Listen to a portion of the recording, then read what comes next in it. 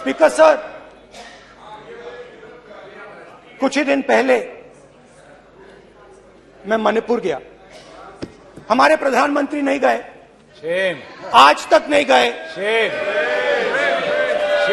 क्योंकि उनके लिए मणिपुर हिंदुस्तान नहीं है।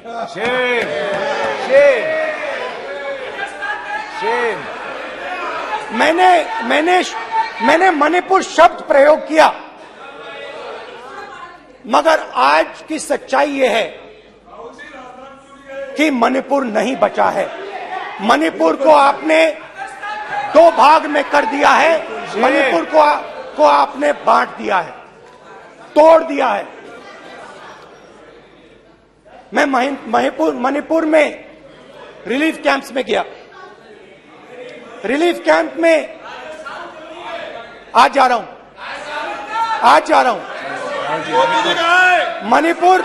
मणिपुर में रिलीफ कैंप में मैंने महिलाओं से बात की। ठीक है sir, you tolerate this all this. Sir, don't allow this. Sit down. पूरा टाइम देखेंगे। Why all this hooligan? कल देखेंगे। बात नहीं करेंगे सर, प्रधानमंत्री की बात नहीं करेंगे सर। ऐसे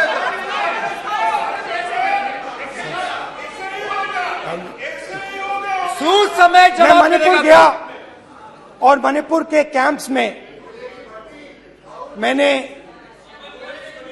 महिलाओं से बात की, बच्चों से बात की, जो हमारे प्रधानमंत्री जी ने आज तक नहीं किया। एक महिला मुझे कहती है, मैंने उनसे पूछा, बहन क्या हुआ आपके साथ?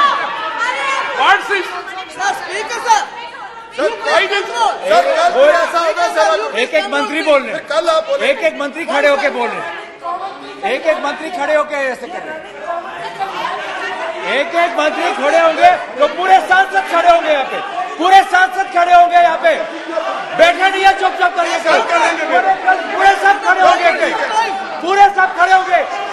कल कांग्रेस पार्टी ने पूरा देश खड़ा होगा आपके खिलाफ, तो पूरा देश कल आपके खिलाफ खड़ा होगा। मैं बहुत सारी महिलाओं से बात किया, मगर मैं आपको दो उदाहरण देना चाहता हूं। एक महिला मुझे कहती है, मैंने कहा क्या हुआ तुम्हारे साथ? कहती है, मेरा छोटा सा बेटा, महिला का सम्मान करें प्लीज, ये सम्मान। एक ही बच्चा था मेरा, कोई शर्म कर लो गल, एक ही बच्चा था मेरा, मेरे सामने, मेरे आंखों के सामने उसको गोली मारी है। मैं पूरी रात, आप सोचिए, आप अपने बेटों के बारे में सोचिए, मैं पूरी रात उसकी लाश के साथ लेटी रही। झूठ नहीं, झूठ आप बोलते हो, झूठ मैं नहीं बोलता हूं। मैं पूरी रात उसकी लाश के साथ लेटी रही और फिर मुझे डर लगा, मैंने अपना घर छोड़ दिया, जो भी मेरे पास था वो मैंने छोड़ दिया। मैंने उनसे पूछा, कुछ तो लाई होगी?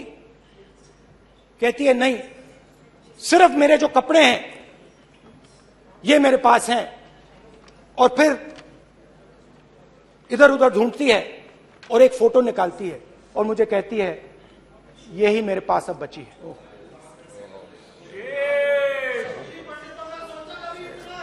एक और उदाहरण, दूसरे कैंप में मैं, एक महिला मेरे सामने आती है, मैं उससे पूछता हूं, तुम्हारे साथ क्या हुआ? क्या हुआ तुम्हारे साथ? और जैसे ही मैंने ये सवाल पूछा,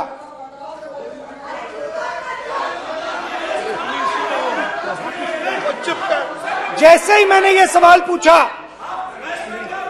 आप महिला का दर्द नहीं सुन सकते, महिला का दर्द नहीं सुन सकते। महिलाओं का दर्द सुनने का आपका धैर्य नहीं है। महिलाओं का दर्द नहीं सुन सकते, महिलाओं का दर्द नहीं सुन सकते। जैसे ही मैंने उससे ये सवाल पूछा, बैठो। जैसे सर प्लीज सर,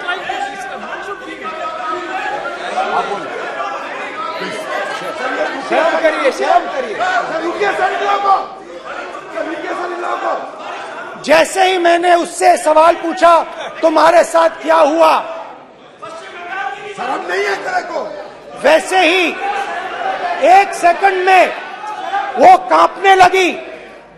उसने अपने दिमाग में वो दृश्य देखा और वो बेहोश हो गई। मेरे सामने कांपती हुई बेहोश हो गई। तो ये मैंने आपको सिर्फ 2 उदाहरण दिए हैं। स्पीकर सर, इन्होंने मणिपुर में हिंदुस्तान की हत्या की है। सिर्फ मणिपुर की नहीं, हिंदुस्तान की हत्या की है। इनकी राजनीति ने मणिपुर को नहीं, हिंदुस्तान को मणिपुर में मारा है। हिंदुस्तान को कत्ल किया है, हिंदुस्तान का मर्डर किया है मणिपुर में।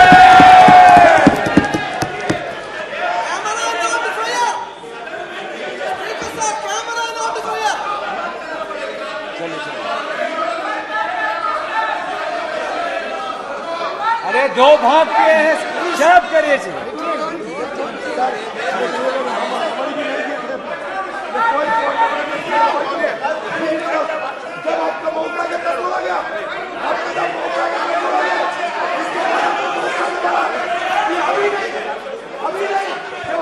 माननीय सभी सदस्यों से कहूंगा शांति रखें, प्लीज प्लीज। मणिपुर, हाँ क्या बोल रहे हैं? अब बोलिए। एक अरे भाई क्या बात है? क्यों बात नहीं कर सकते? क्या बात करते हैं? इन्होंने राहुल गांधी ने आज सदन में पानी पी रहे हैं भाई। आप क्या बात करते? बैठो सर। अब ये राहुल गांधी ने आज जो बातें कही है इस सदन में, बहुत ही बात किया है। मैं उनसे एक सवाल पूछना चाहता हूँ। 7 दशक तक हजारों लोगों को नॉर्थ ईस्ट में दिए हुए हैं। इसका जिम्मेदार कांग्रेस पार्टी है। राहुल गांधी को माफी मांगना चाहिए। राहुल गांधी का कांग्रेस पार्टी 7 साल से ज्यादा इस देश को शासन किया है। नॉर्थ ईस्ट को इन्होंने खत्म किया है। आज नॉर्थ ईस्ट में जितना मिलिटेंसी है ये कांग्रेस पार्टी ने पैदा किया है। क्या बात करते हैं? क्या बात करते हैं? आज नॉर्थ ईस्ट में सारा मिलिटेंट ग्रुप है, सारा कांग्रेस पार्टी की वजह से जन्म हुआ है।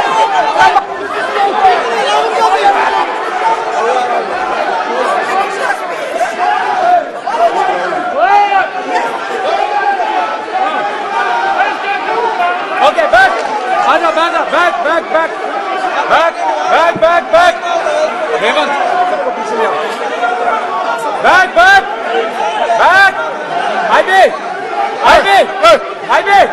हाईवे हो गया प्रतापन हो गया। आप भाषण नहीं सुनना चाहते हैं? आप भाषण नहीं सुनना चाहते?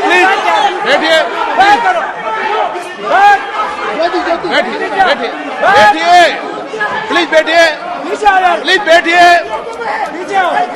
चलिए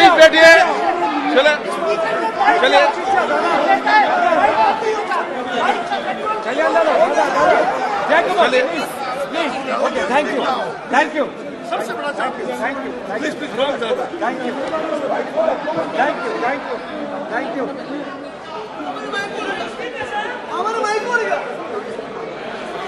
एक मिनट बैठिए, एक मिनट प्लीज बैठिए, प्लीज बालूजी,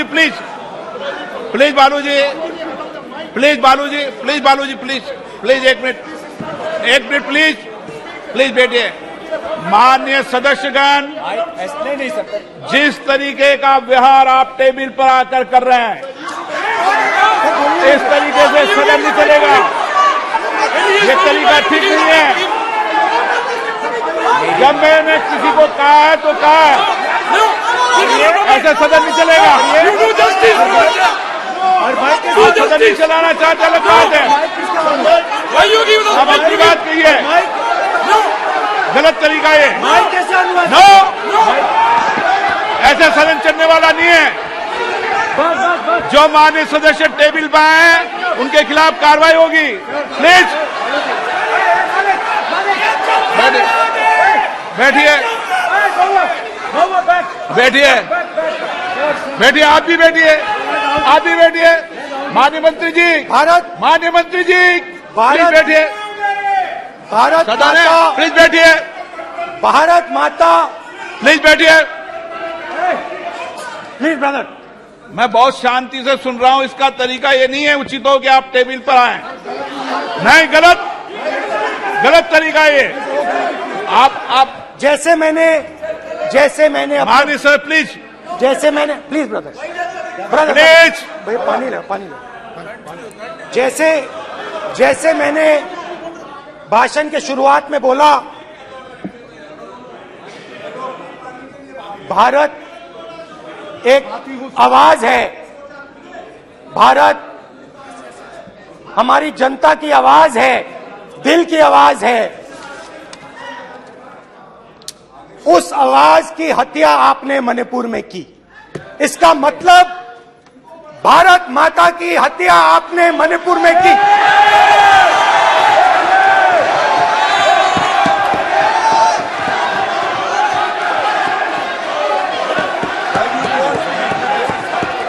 भारत माता को आपने मणिपुर के लोगों के मारा, आपने मणिपुर के लोगों को मारकर भारत की हत्या की है। आप देश द्रोही हो, आप देशभक्त नहीं हो, आप देश प्रेमी नहीं हो, आप देशद्रोही हो। आपने देश की हत्या मणिपुर में की। प्लीज, प्लीज, एक मिनट, प्लीज, प्लीज बैठिए, प्लीज, प्लीज बैठिए। अब सवाल आप उठता बैठना है, चाहते नहीं बैठना चाहते, आप बैठना चाहते नहीं बैठना चाहते, इसीलिए आपके नहीं बैठना प्रधानमंत्री चाहते आप। मणिपुर में नहीं मैं जा आप सकते बैठिए, आप हैं, क्योंकि उन्होंने प्लीज, देश की हत्या की है। मणिपुर में हिंदुस्तान की हत्या की है, भारत माता की हत्या की है। मणिपुर में, मणिपुर के लोगों के दिल में। प्लीज एक मिनट बैठिए आप, एक तो मिनट सवाल बैठिए, उठता है, एक मिनट बैठिए, एक मिनट। आप भी विराजे, आप भी विराजे, आप भी विराजो, आप भी विराजो। आप बैठिए सही, नहीं बैठिए रहने दो आप, चलो आप बैठिए, बैठिए आप, प्लीज बैठिए आप, प्लीज। आप बोल रहे हैं फिर, आप भारत माता के रखवाले नहीं हो, माननीय सर। आप भारत माता के हत्यारे हो। प्लीज माननीय सदस्य, प्लीज, प्लीज माननीय सदस्य, please, please, please, please, please. देखिए माननीय सदस्यगण, प्लीज, प्लीज, माननीय सदस्यगण, भारत मां हमारी मां है, हमें सदन में बोलते समय संयम बरतना चाहिए। मेरा अपनी मां की हत्या की बात कर रहा हूं, मैं मणिपुर में अपनी मां की हत्या की बात कर रहा हूं, मैं आदर से बोल रहा हूं। आपने मेरी मां की हत्या की मणिपुर में। एक मेरी मां यहां बैठी है, दूसरी मां को आपने मणिपुर में मारा है।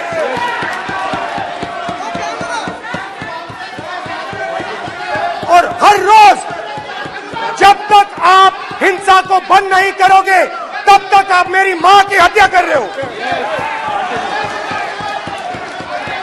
हिंदुस्तान की सेना मणिपुर में एक दिन में शांति ला सकती है। हिंदुस्तान की सेना का आप प्रयोग नहीं कर रहे हो, क्योंकि आप हिंदुस्तान को मणिपुर में मारना चाहते हो।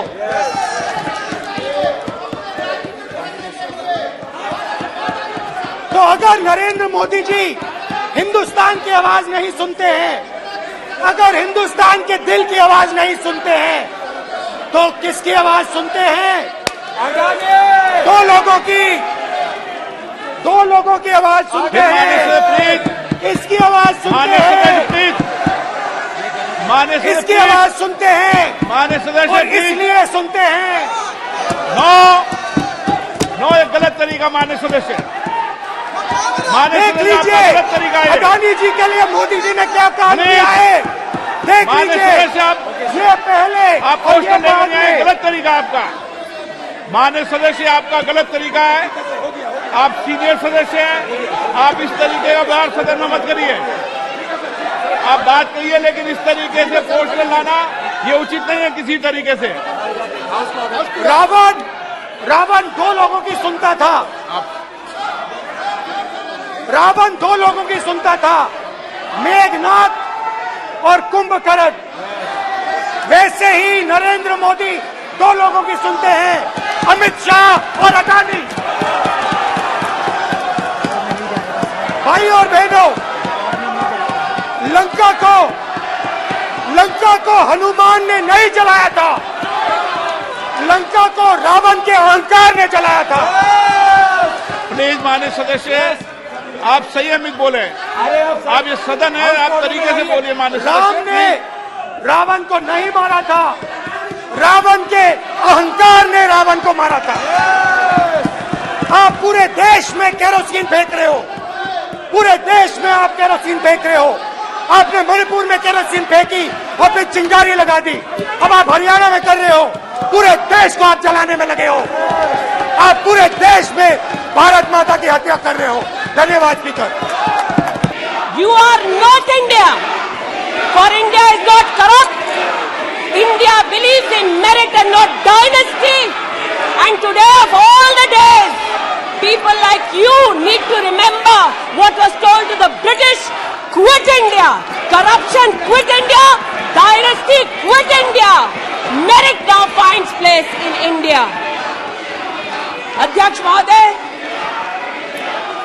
सबसे पहले आपकी पीठ पर, आपके आसन पर जिस प्रकार का आक्रामक बर्ताव आज देखा गया, उसका मैं खंडन करती हूं। पहली बार राष्ट्र के इतिहास में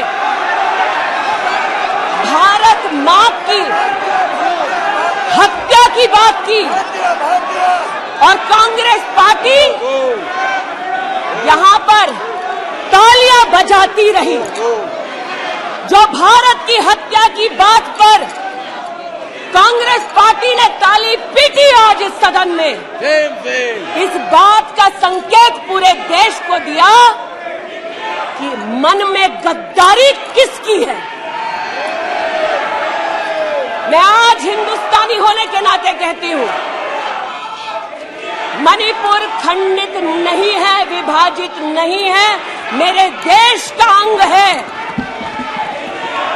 मैं इनसे पूछती हूं, इन्हीं के अलायंस के एक सदस्य बैठे हैं जिन्होंने तमिलनाडु में कहा कि भारत का मतलब मात्र उत्तर भारत। अगर हिम्मत हो राहुल गांधी में तो आकर भारत के ऊपर इस प्रकार का कटाक्ष करने वाले डीएमके के अपने साथी का खंडन करके बताएं। कांग्रेस पार्टी के एक नेता ने कश्मीर में रेफरेंडम की बात की।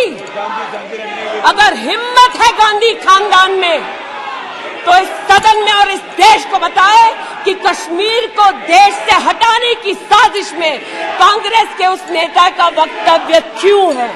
You are not India because you define corruption in India. You are not India because you define incompetence. You are not India. एक मिनट माननीय सदस्य, ये तरीका ठीक नहीं है। सदन में नारेबाजी करना तरीका ठीक नहीं है। प्लीज माननीय सदस्य बैठिए, उनको अपनी बात कहने दीजिए। आपने अपनी बात कही है, यह तरीका ठीक नहीं है।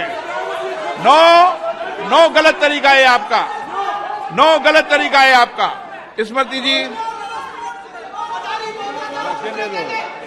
पुनः कहती हूं अध्यक्ष महोदय, शायद अपने ही कोलाहल में सुन न पाए हो। मणिपुर हमारे देश का अभिन्न अंग है, खंडित न था, न है, न कभी होगा। इनके यूपीए के अलायंस के एक नेता ने तमिलनाडु में एक वक्तव्य दिया है। पुनः कहती हूं कि भारत का मतलब मात्र उत्तर भारत। मैं आज गांधी खानदान से, कांग्रेस पार्टी से पूछना चाहती हूं, क्या भारत केवल उत्तर भारत है? अगर दम है तो अपने पार्टनर को मुंह तोड़ जवाब दे, अगर हिंदुस्तान में आस्था रखते हैं। कांग्रेस के एक नेता ने, अध्यक्ष महोदय, कोर्ट में जाकर वक्तव्य दे दिया कि कश्मीर में रेफरेंडम की तलाशना चाहिए संभावना। मैं आज कांग्रेस पार्टी से पूछना चाहती हूं, क्या उनके आदेश अनुसार ये वक्तव्य कि कश्मीर का खंडन हो, भारत विभाजित हो, क्या ये कांग्रेस के नेतृत्व के आदेश के अनुसार है? अध्यक्ष महोदय, पुनः कहती हूं, हमारे राष्ट्र के संसदीय इतिहास में आज तक भारत मां की हत्या की बात करने वाले कभी भी बैठकर मेज नहीं थपथपाते। कांग्रेसियों ने बैठकर मां की हत्या के लिए मेज थपथपाई है। ये बात करते हैं इंसाफ की, ये चेहरा धूमिल है, ये चेहरा धूमिल है। मैं बताऊं किसका चेहरा है, मैं बताऊं किसका चेहरा है अध्यक्ष महोदय। ये चेहरा है गिरिजा टिक्कू का। सुन लीजिए पंडितों की दास्तान आप भी। गिरिजा टिक्कू का यह चित्र है। 90 के दशक में एक महिला यूनिवर्सिटी में अपना पेचेक लेने जाती है। सारी बातें करूंगी। अपना पेचेक लेने जाती है, बस से घर लौटने का प्रयास करती है। उसको 5 मर्द बस से खींचकर टैक्सी में ले जाते हैं, बलात्कार करते हैं और फिर आरी से उसका बदन काट देते हैं।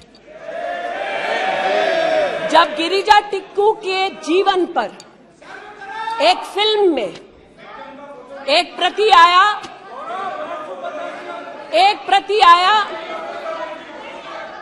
मैं आज कहना चाहती हूं कि कांग्रेस के कुछ प्रवक्ताओं ने उसको प्रोपेगेंडा कहा।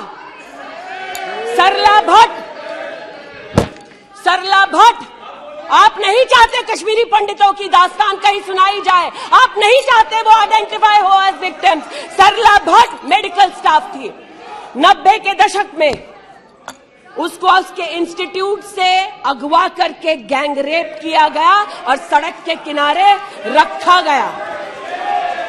आज मैं पूछना चाहती हूं कि एक तरफ इनकी अलायंस के लोग हिंदुस्तान को विभाजित करने की बात करते हैं, ये आज अपने आप को इंसाफ के पुजारी बताते हैं, लेकिन मुझे बताइए गिरिजा टिक्कू, सरला भट्ट को कब इंसाफ मिलेगा? हर गली, हर मोहल्ले में एक स्लोगन गूंजता था पंडितों के बीच, रलियू सलियू गलियू। पुनः कहती हूं, रलियू सलियू गलियू। आप चिल्लाना बंद करें, समझे पहले। रलियू सलियू गलियू। या तो अपना धर्म बदलो, या कश्मीर छोड़ो, या यहीं मरो। उनकी आवाज भारत की आवाज नहीं है। उनकी आवाज को आपने कभी नहीं सुना। मैं आज कहती हूं, इन्होंने कहा अश्रु बहाए, भ्रमण किया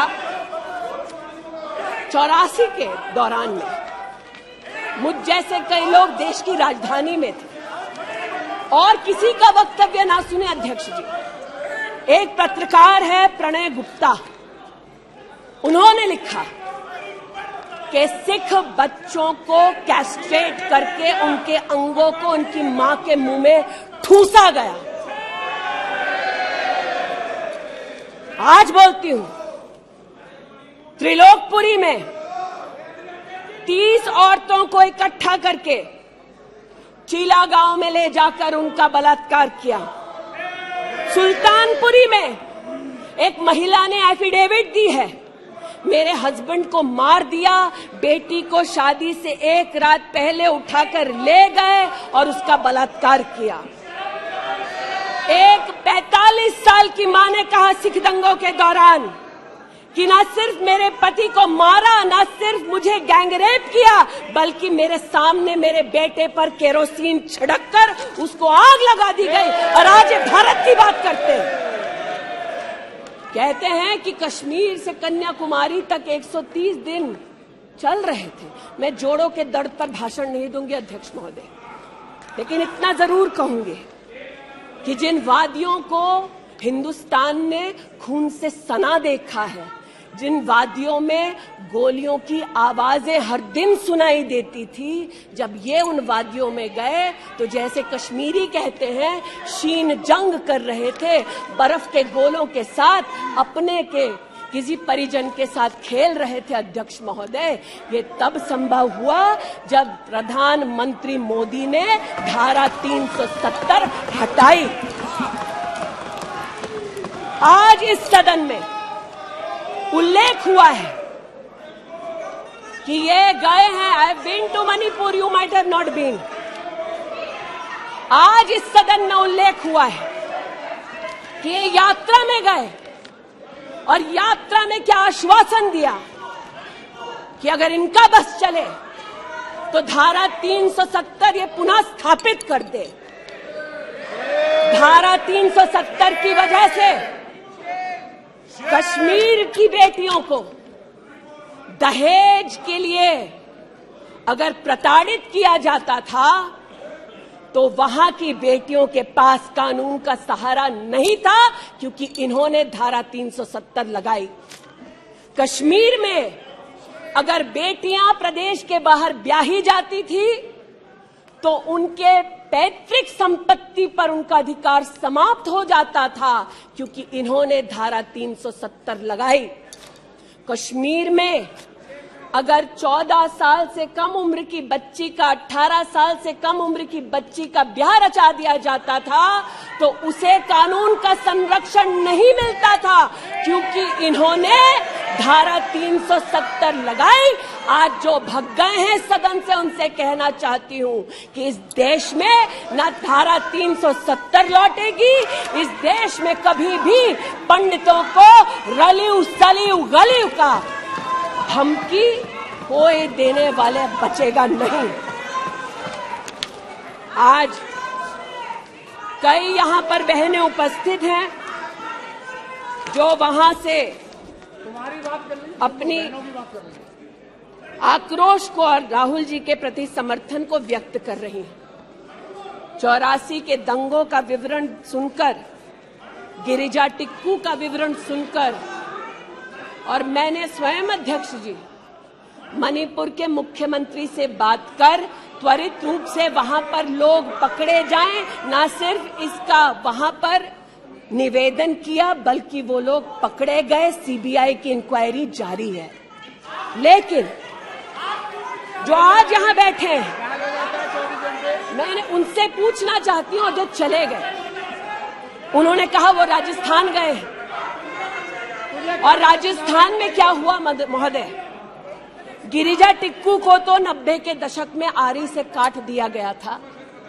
भीलवाड़ा में 14 साल की लड़की के साथ सामूहिक बलात्कार होता है। इस सदन से 2 महिला एमपीज उस परिवार से मिलती हैं। बच्ची जब जिंदा थी गैंगरेप के बाद महोदय, उसे काटा जाता है, फिर उसे भट्टी में डाल दिया जाता है। ये इन महिला सांसदों का वक्तव्य है कि जिस बच्ची को 14 साल की उम्र में जब जीवित थी गैंगरेप के बाद भीलवाड़ा राजस्थान में काटा गया, जलाने के लिए फेंका गया, उसका मात्र एक हाथ भट्टी के बाहर छूट गया था। मैं आज पूछना चाहती हूं अध्यक्ष महोदय, ये आज जो जोर जोर से चिल्ला रहे हैं, न्याय की गुहार इन्होंने तब नहीं लगाई जब 60 साल की एक महिला का पश्चिम बंगाल में उसकी नाती के सामने गैंगरेप हुआ।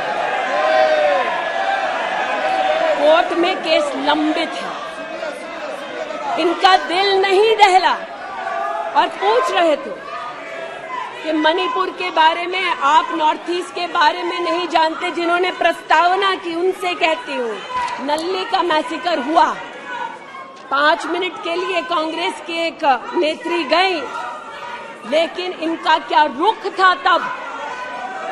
2012 में तरुण गोगोई जी ने स्वयं वक्तव्य दिया है कि दंगे हो रहे हैं, लेकिन कांग्रेस की केंद्र की सरकार ना ट्रूप्स दे रही है, ना इंटेलिजेंस दे रही है।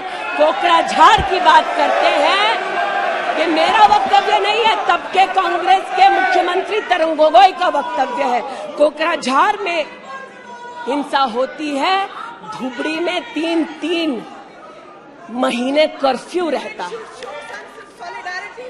आज महोदय, जो लोकतंत्र की दुहाई दे चुके हैं, हम बार बार इस सदन में बार बार इमरजेंसी की गाथा को याद करते हैं। इस सदन में हम लोग बार बार उन नेताओं को, उन सामाजिक संस्थाओं को, उन मीडिया के बंधुओं को, उनकी प्रिंटिंग प्रेस कैसे जबरन बंद कर गई, उसको, इस पर विस्तृत चर्चा होती है। लेकिन इमरजेंसी के कालखंड में साधारण महिला का इन्होंने, कांग्रेस पार्टी ने क्या हश्र किया। स्नेहलता रेड्डी की आज बात करना जरूरी है। बेंगलुरु की जेल में बंद किया गया, और इसलिए बंद किया गया क्योंकि वो सोशलिस्ट थी, भाजपाई नहीं थी, सोशलिस्ट थी। और जब बंद किया 2 मई 1976 को, तब उन्होंने अपनी प्रिजनर्स डायरी में लिखा, और मैं कोट कर रही हूं, जो पब्लिकली अवेलेबल है।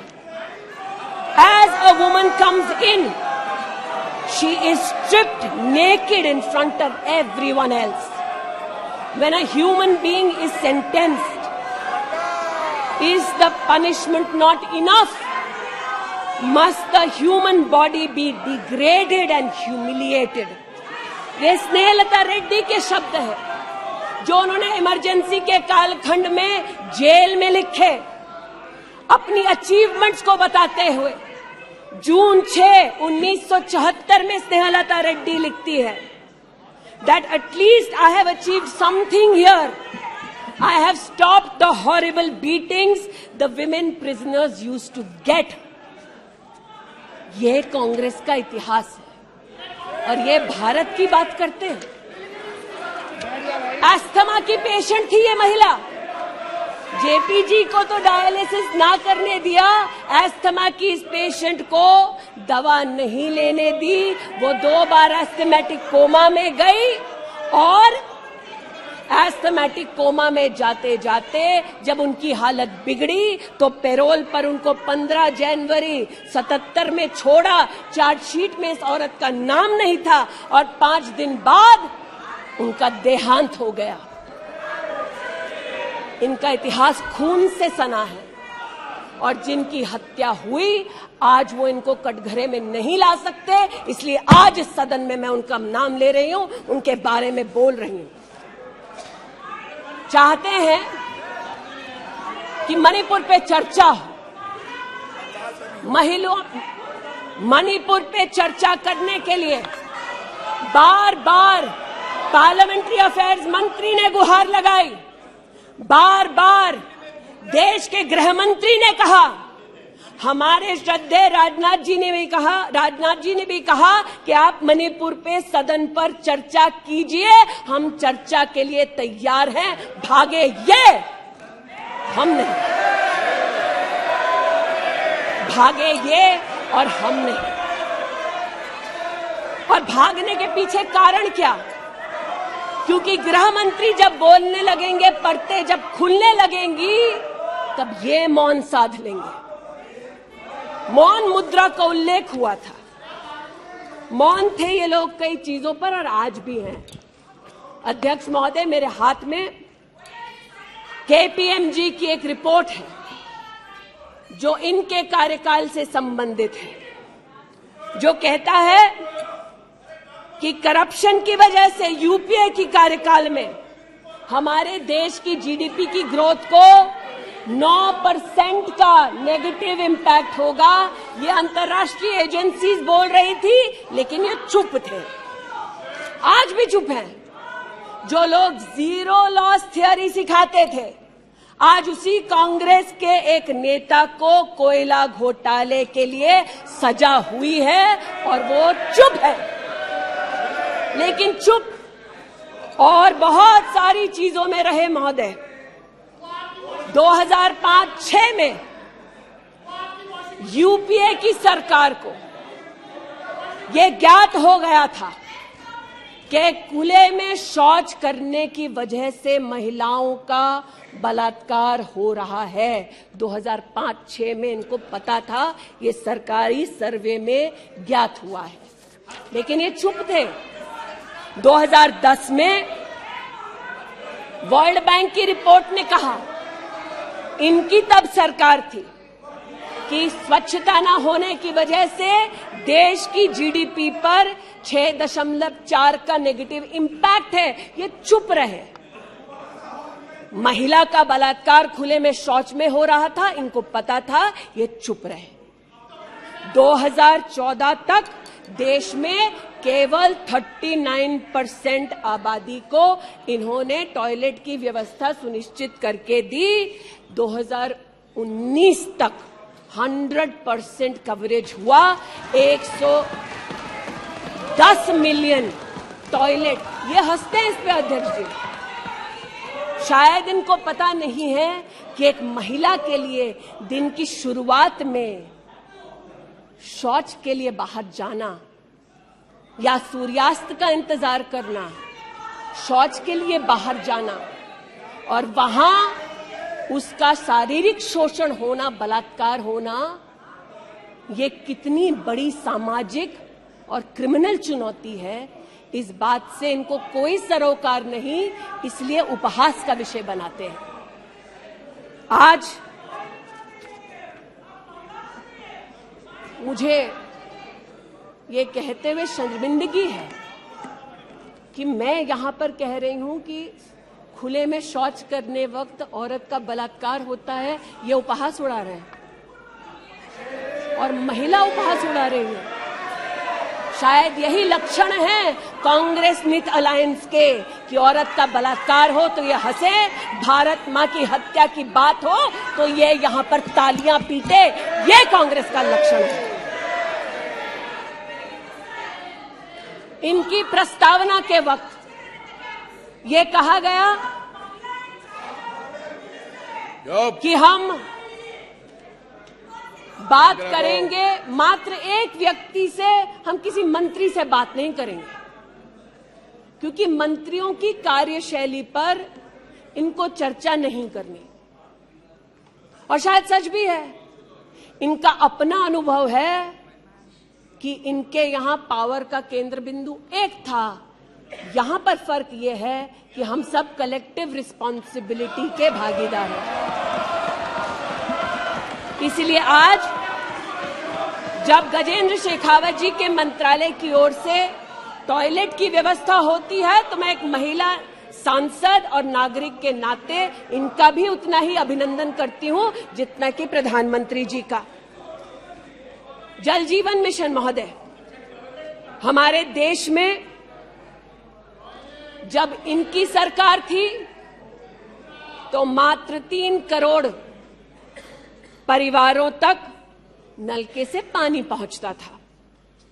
अब 2019 का आंकड़ा कहता है कि आपने तब तक 9.5 करोड़ तक पानी पहुंचाया और अब लगभग 19 करोड़ 40 लाख और 12 करोड़ 40 लाख तक आपका पानी नलके से पहुंच चुका है, लेकिन इनको इससे भी सरोकार नहीं कि अगर टॉयलेट बना, महिलाओं का शोषण कम हुआ, देश की साधारण महिला का सम्मान बढ़ा, तो इनसे इनका कोई सरोकार नहीं। स्पष्ट है, गरीब के घर में नल से जल पहुंचा तो कांग्रेस का उसका कोई सरोकार नहीं। ये स्पष्ट है और सही है। हमारा सरोकार है, देश हमारा है, सेवा हमारी है।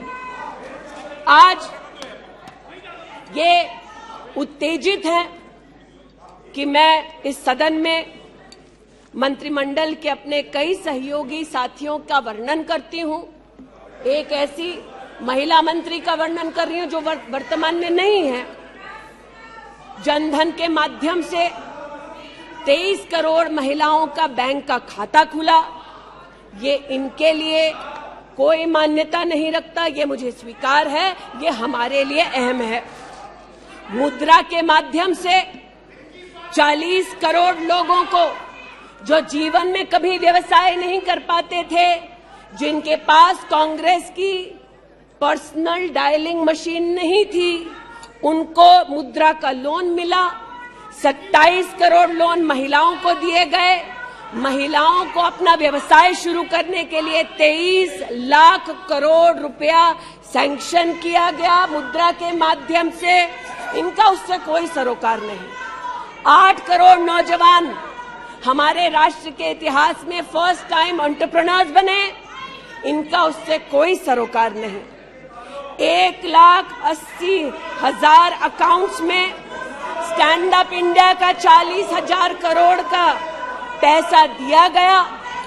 80% महिलाएं। एक मिनट प्लीज, क्या तरीका है? वह अपनी बात कह रही है, तथ्यों के आधार पर कह रही है। आपको खंडन करना है तो आप बोलना, जब तथ्यों के आधार पर करना गलत बात है। नो गलत। माननीय मंत्री जी,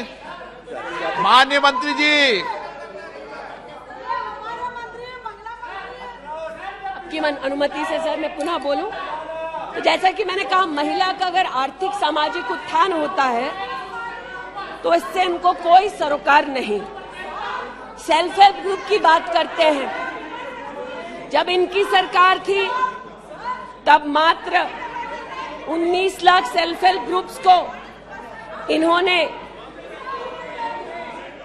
80,000 करोड़ का लोन दिया।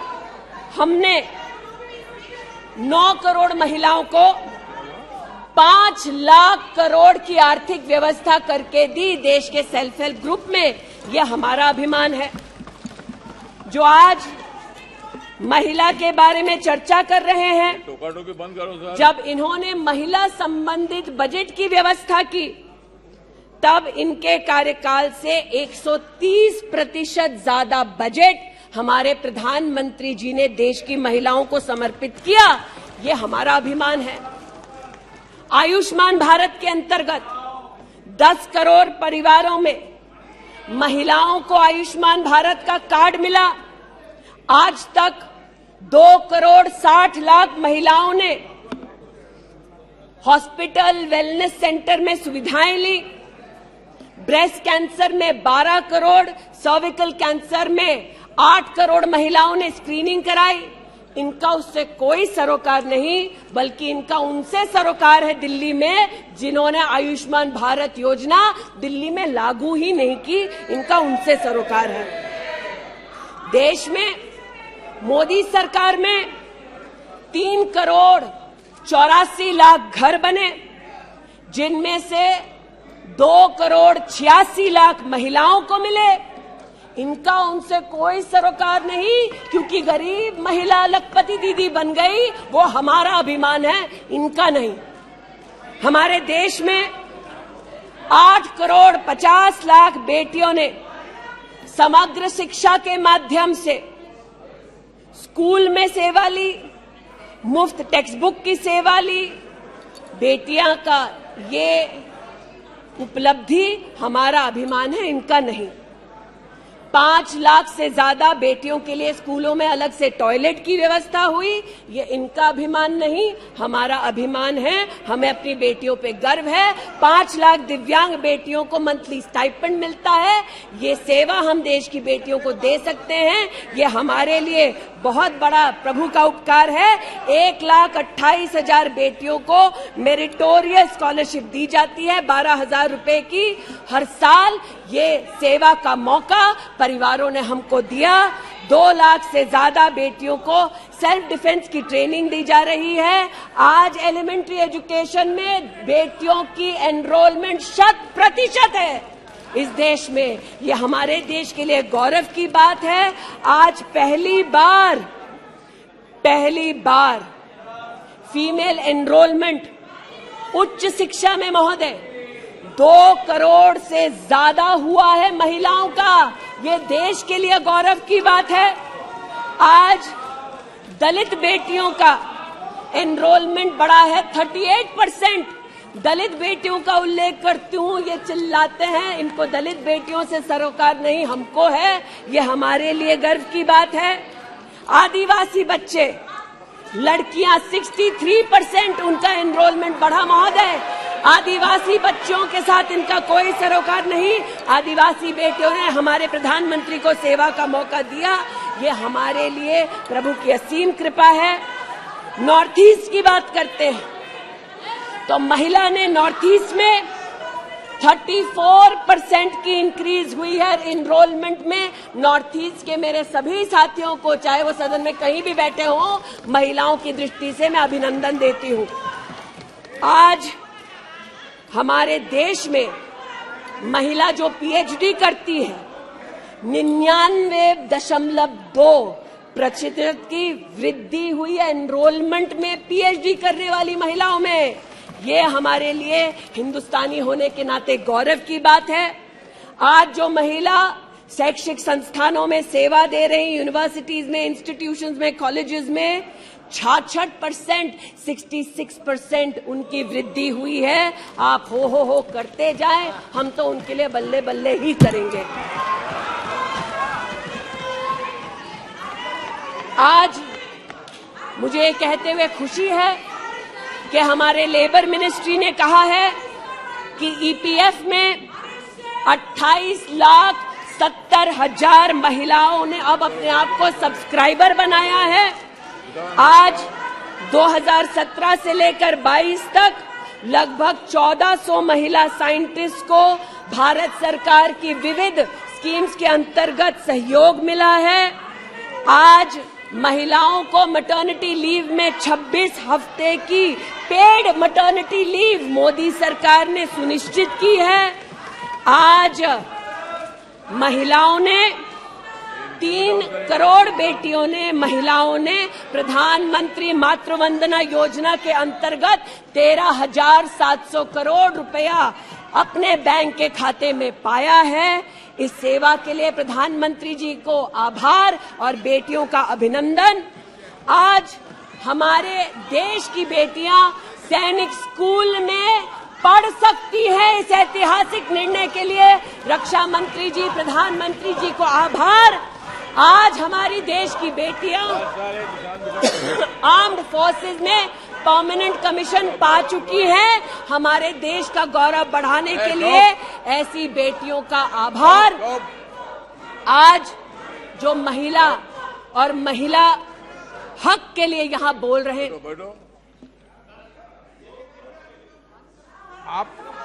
आप विषय पे बोल रही हैं और अविश्वास प्रस्ताव पे सब विषय पर बोल सकते हैं। ये तरीका अच्छा है क्या? बोलिए माननीय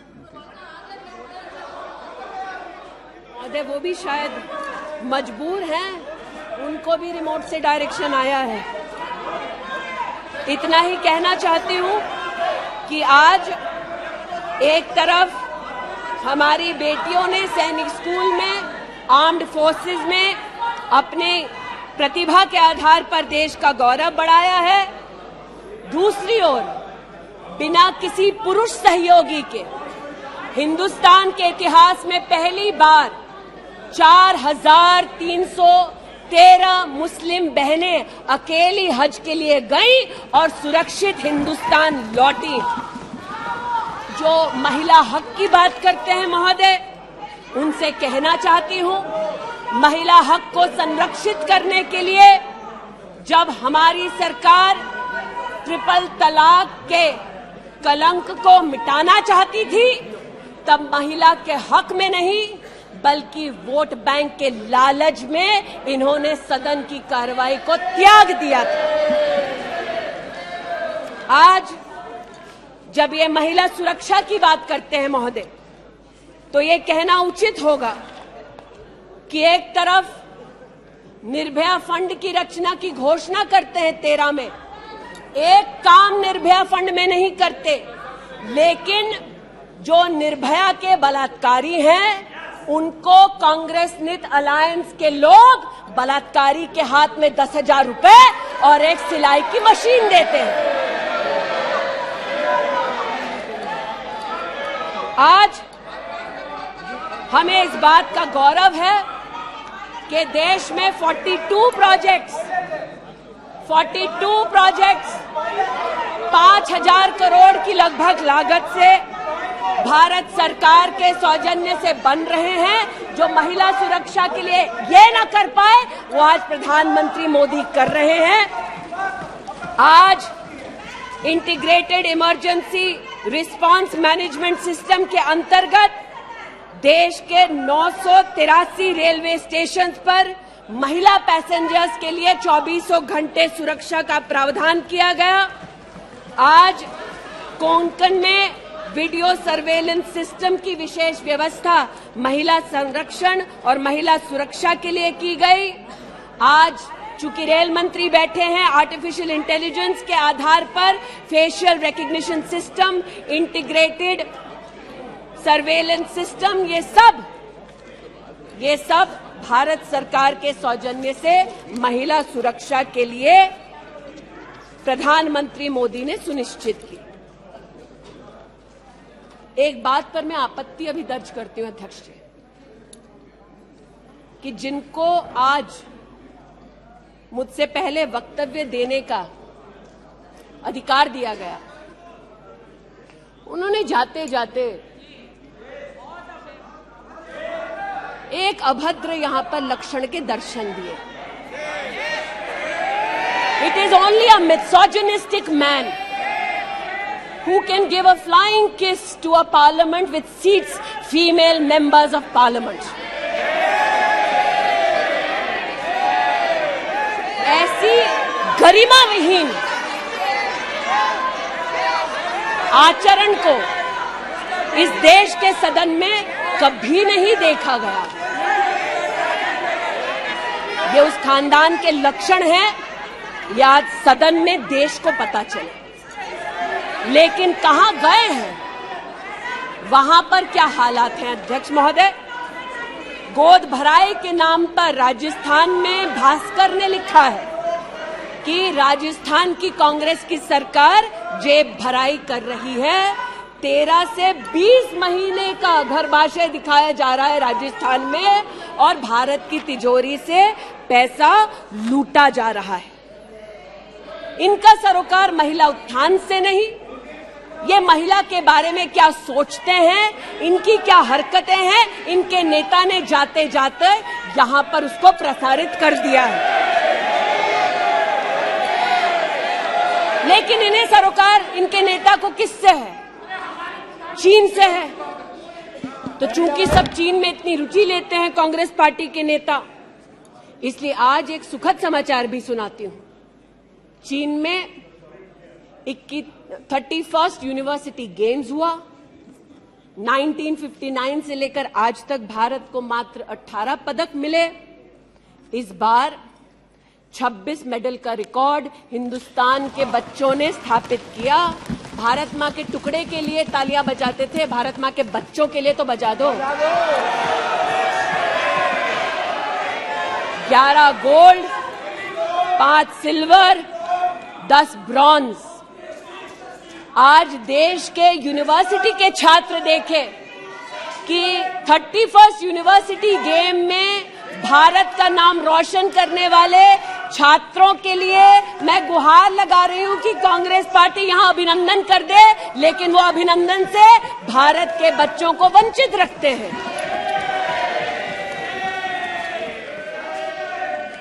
बात अभिनंदन की निकली तो एक वो भी थे जिन्होंने आसमान चीरा और दुश्मन को मुंहतोड़ जवाब दिया।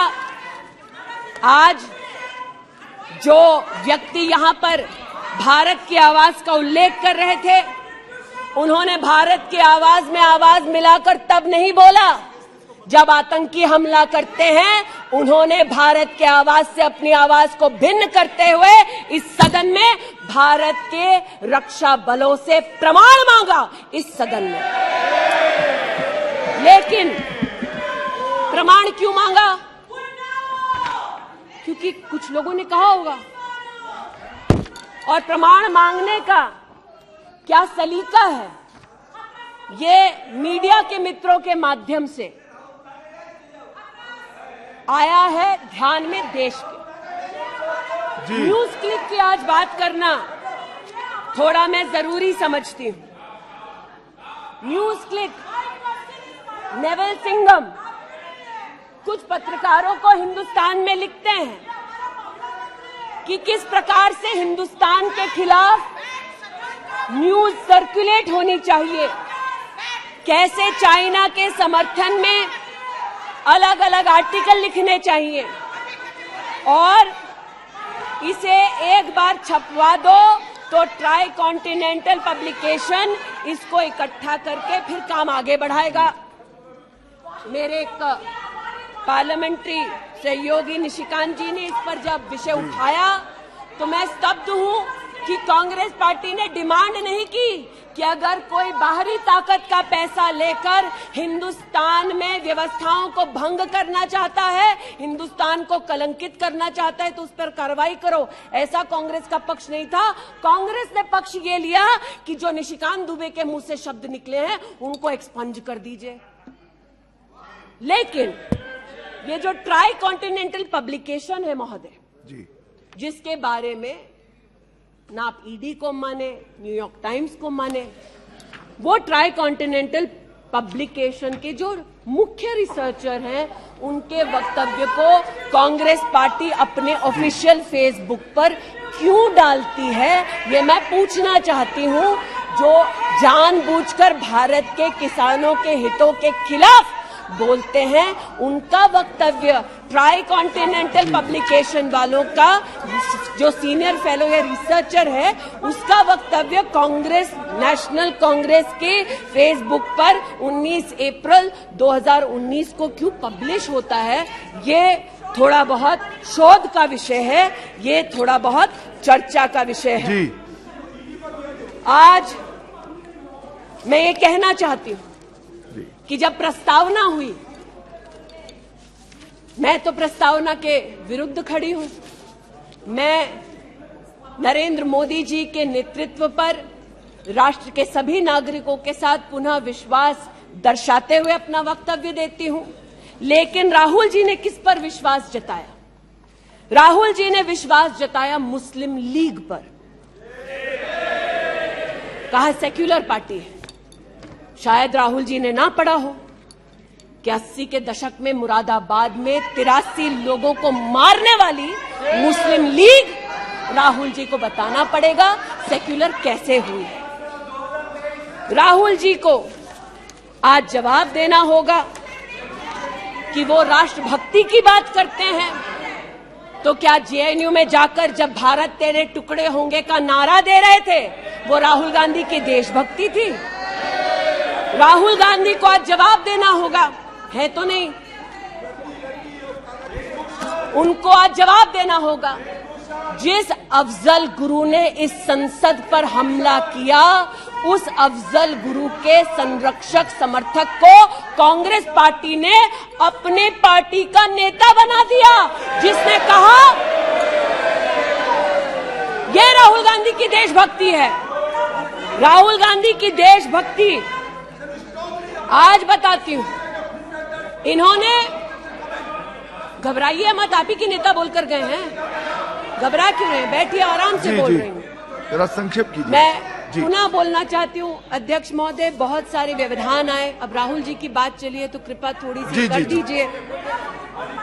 दोबारा कहती हूँ, क्या बोले हैं और क्या बाहर बोले हैं। देश के बाहर गए तो कहा आइडियाज ऑफ इंडिया कॉन्क्लेव में that there is going to be a Mars upsurge. India has massive amount of polarization. ये राहुल गांधी के शब्द हैं। इसका मतलब राहुल गांधी ने विदेश में जाकर कहा हिंदुस्तानी सौहार्द की भूमिका में नहीं रहते। राहुल गांधी ने कहा कि हिंदुस्तानी भाईचारे में इतना विश्वास नहीं करते because there is a massive amount of polarisation. और राहुल गांधी ने कहा there is going to be a mass upsurge. Now the question is, how can the opposition effectively use the upsurge to change politics? मतलब उन्होंने कहा कि देश में उथल पुथल होगी। मैं स्पष्ट करना चाहता हूं, विपक्ष इस उथल पुथल को कैसे इस्तेमाल कर सकता है ये मैं सोच रहा हूं।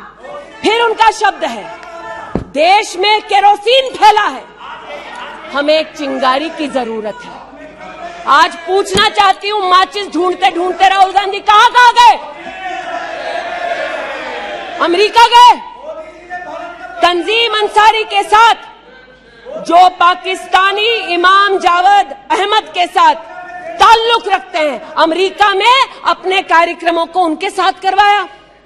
राहुल गांधी मिन्हाज खान, जो हिंदुस्तान के खिलाफ आवाज बुलंद करते हैं, उनके साथ उन्होंने मीटिंग की। आज जो लोग इस देश में एस्पियोनाज के लिए पकड़े जाते हैं, उनका राहुल गांधी ने जाकर विदेश में समर्थन किया। वे तब से अडानी अडानी कर रहे हैं, तो अब थोड़ा मैं भी बोल दूं। फोटो मेरे पास भी है। इतना ही खराब है तो जीजा जी उसके साथ क्या कर रहे हैं? तो निशिकांत जी सही कहा, किसी को सेट करो, किसी को भेंट करो।